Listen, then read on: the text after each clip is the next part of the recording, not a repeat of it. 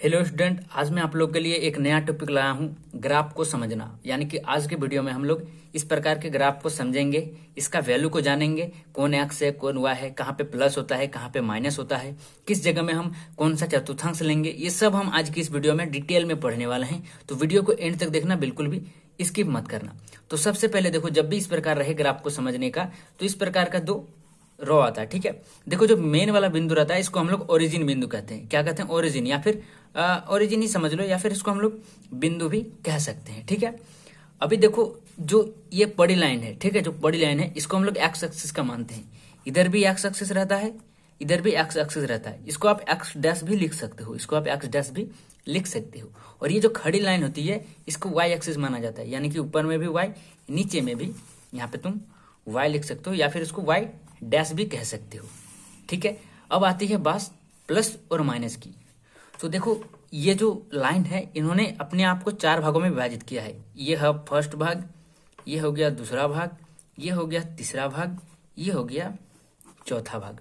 अब इन चौथा चारों भाग का अलग अलग एक वैल्यू होता है। क्या वैल्यू होता है? देखो जब भी इस प्रकार का बिंदु का वैल्यू निकालते हो तो कुछ इस फॉर्म में आता है, एक्स वाई के फॉर्म में, यानी कि जैसे 2 3 3 4 इस प्रकार में आपका आंसर जो है वो आता है। तो इसी वैल्यू में हम देखेंगे कि कहाँ पे किस जगह में प्लस होगा और किस जगह में कौन सा माइनस होगा। देखो पहले का जो मान होता है वो हमेशा एक्स एक्सिस का होता है, पीछे का जो मान होता है वो हमेशा वाई एक्सिस का होता है। ये बात हमेशा ध्यान रखना। ठीक है, जब लेंगे हम पहला चतुर्थांश में, ये जो पहला चतुर्थांश है इसमें देखो, इसमें जब भी कोई बिंदु रहेगा, इसके बीच में जब भी कोई बिंदु, वो हमेशा दोनों प्लस होगा, एक्स भी प्लस होगा वाई भी प्लस होगा। मान लो अगर यहाँ पे कोई बिंदु दे दिया है यहाँ पे, तो देखो इसमें एक्स का वैल्यू 4 है, वाई का वैल्यू 5 है, तो ये दोनों हमेशा प्लस में रहेगा। पहला में दोनों प्लस में रहेगा।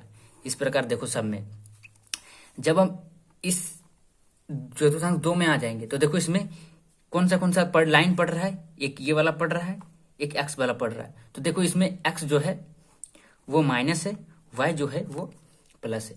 तो इसमें जो वैल्यू आएगा वो क्या आएगा? माइनस और प्लस। यानी कि अगर कहीं पे यहाँ पे अगर बिंदु निकालने बोला है तो ये एक्स का वैल्यू -5 होगा और वाई का वैल्यू 1, इस प्रकार बिंदु निकलेगा। अब हम आते हैं चतुर्थांश 3 में, यानी कि 3/4 पर, तीसरा चतुर्थांश में आते हैं। तो इसमें देखो एक्स का वैल्यू -1 है, वाई का वैल्यू -1, यानी कि इसमें दोनों का वैल्यू माइनस में रहेगा। अगर यहाँ पे कोई बिंदु इस चतुर्थांश में देता है तो उसमें दोनों का वैल्यू माइनस में रहेगा।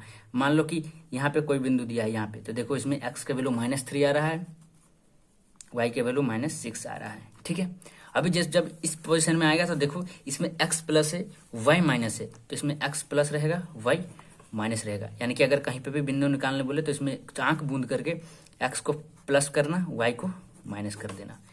तो ये था हमारा आज का जो है ग्राफ। अगर फिर भी कहीं तुमको डाउट हो रहा है तो तुम कमेंट्स में बताना, मैं फिर से उस डाउट को जो है क्लियर कर दूंगा।